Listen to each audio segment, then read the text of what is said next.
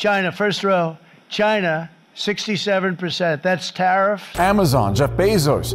Sources telling CNN that the president at one point wasn't happy earlier today about a report. This warning from the CEO of the nation's largest automaker, General Motors, about the impact of the tariffs on the car industry.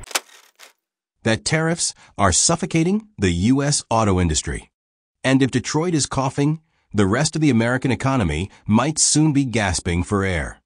In an effort to slash the monstrous $2.8 trillion budget deficit, the U.S. pulled the tariff trigger, and it's backfiring fast. Instead of cornering China, Washington may have inadvertently turned the global supply chain into a weapon aimed straight at its own chest. China, the EU, Canada, and Mexico are already fighting back. Chinese exports are quietly being rerouted to ASEAN countries. German machinery reassembled in Mexico. And while Canada struggles to stabilize its steel market, Mexico is raking in record profits. The U.S. isn't just playing with taxes, it's playing economic chess. But was this move bold or blind? Let's dig in. The Congressional Budget Office cheered when the new tariffs promised to slice $2.88 trillion off the deficit over 10 years, enough to fund the entire U.S. military for 3 years or double Medicare's drug budget. But buried in the final sentence of that same report was a chilling red flag. GDP growth could shrink permanently. That's right. Every dollar gained from tariffs might be matched by a dollar lost in GDP, investment, or wages. CBO modeling predicts a 0.15 percentage point decline in annual GDP growth by 2035, a cumulative loss of $1.5 trillion. So the savings may be an illusion, a sugar high with a long, bitter crash. Yes, customs revenues surged 78% to $126 billion in fiscal 2024. Sounds great, until you realize it's mostly American companies and consumers footing the bill. In sectors like autos and home electronics, where margins are razor-thin, 30–40% tariffs can obliterate profits instantly. Imagine a Texas-based AC manufacturer importing $200 compressors from China. A 30% tariff spikes the cost to $260. Domestic alternatives? Limited. Foreign alternatives?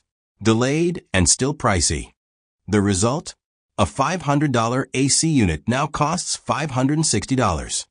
3/4 of that jump is pure tariff. Now multiply that across thousands of products, and what do you get? A silent inflationary engine that's been running since late 2024, especially in core goods. Wholesalers need bigger credit lines. Assemblers require more warehouse space. Interest rates creep up. Every dollar in tariffs sets off a ripple of additional costs throughout the entire supply chain. Globally, the responses are strategic and alarming.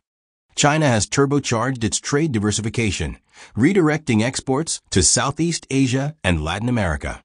The EU is assembling high-value machinery and cars inside the U.S. to sidestep the tariff wall. Canada, protected by USMCA, dodged the tariff blow, but now faces a domestic supply crunch. Mexico? It's booming, up 18% in intermediate goods shipped to the U.S. in early 2025, with new electronics clusters springing up near the Texas border. Wholesalers need bigger credit lines. Assemblers require more warehouse space. Interest rates creep up. Every dollar in tariffs sets off a ripple of additional costs throughout the entire supply chain. Globally, the responses are strategic and alarming. China has turbocharged its trade diversification, redirecting exports to Southeast Asia and Latin America. The EU is assembling high-value machinery and cars inside the U.S. to sidestep the tariff wall. Canada, protected by USMCA, dodged the tariff blow, but now faces a domestic supply crunch. Mexico? It's booming, up 18% in intermediate goods shipped to the U.S. in early 2025, with new electronics clusters springing up near the Texas border. The Trump camp calls this a win: less deficit, stronger dollar, less debt. But Wall Street sees the iceberg ahead. Tariffs are inflating costs while the Fed fights inflation by raising rates. Ironically, This could spike interest on the national debt, up $210 billion in just 5 years, says the CBO. That's the boomerang effect. Today's solution becomes tomorrow's crisis. Export industries are bleeding competitiveness. Orders are drifting to Japan and Europe. Investments are on hold. $32 billion in factory projects paused in Q1 2025 alone, mostly in EV batteries, machinery, and chemicals. The savings from tariffs? They may vanish before they're ever realized. Back home, the pain is spreading. Academic studies show 90% of tariff hikes are passed to consumers. Big firms can buffer it with global networks and bulk deals. Small businesses? They're drowning. Take industrial dishwashers. A 50% tariff on stainless steel caused a 22% price surge. Restaurants are delaying expansion. Construction firms are slowing down. Even the rental market feels the tremor. Conclusion.